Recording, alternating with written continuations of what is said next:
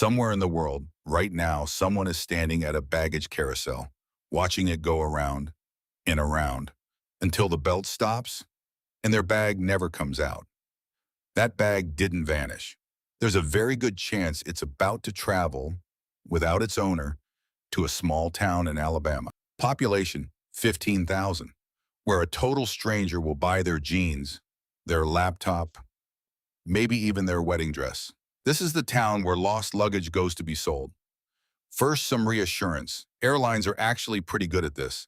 When a bag is lost, it's almost always just delayed, loaded onto the wrong plane, or left behind at a connection.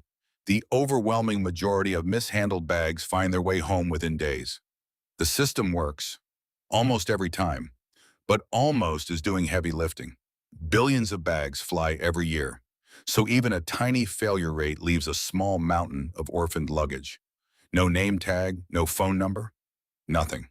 So the airline searches. For roughly 3 months, they tried to match every orphaned bag to a claim. The passenger, meanwhile, gets compensated. The airline writes a check for the loss. And here's the legal twist. Once that check is written, the bag belongs to no one, which raises a very weird question. What do you do with thousands of suitcases that legally belong to nobody? Answer: you sell them by the truckload, sight unseen. To understand how, we go back to 1970. Doyle Owens is a part-time insurance salesman in Scottsboro, Alabama. One day over ham radio, a friend mentions a problem.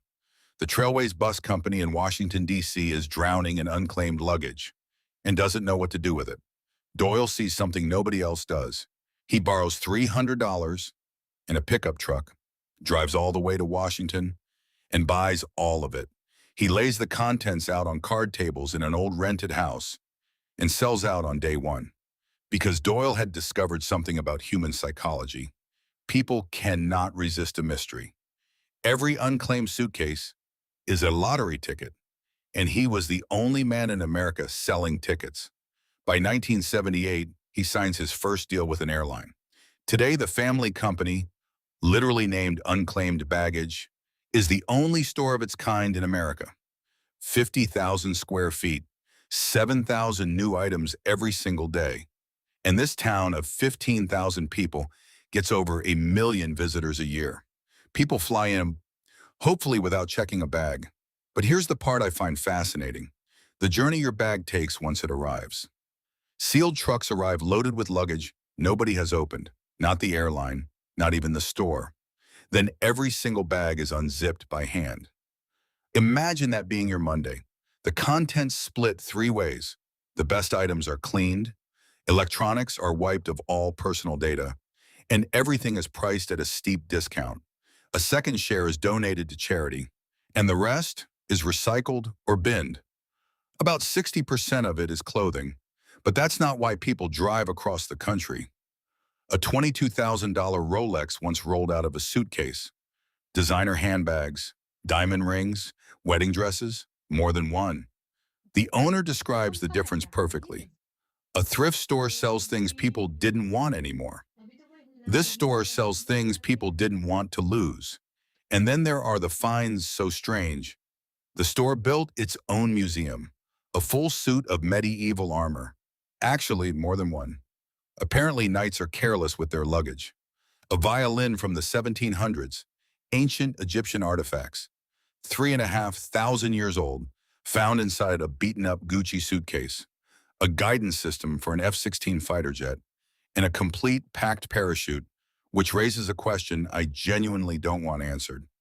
One employee unzipped a bag and found a live rattlesnake, which is one way to earn a raise. And in 1997, bags arrived containing original puppets from a classic 80s fantasy film. The studio let the store keep one. He lives in the museum now, because apparently, even Hollywood loses its luggage. Here's the thing the store itself admits: they almost never know the story. Every one of these objects has an owner somewhere who has no idea where it ended up. The claims were paid, the trail went cold, the bags can't talk. Every item in that store began as a small tragedy, a ruined trip, a lost gift, photos that never came home. But step back And it might be the most honest museum on earth, a perfect cross-section of humanity. What we wear, what we carry, what we hold on to. And sometimes, a lost bag finds a brand new home. So next time you check a bag, maybe put a name tag on it, or don't, and give someone in Scottsboro the surprise of their life. If you like this, watch this one next. It's even stranger. See you there.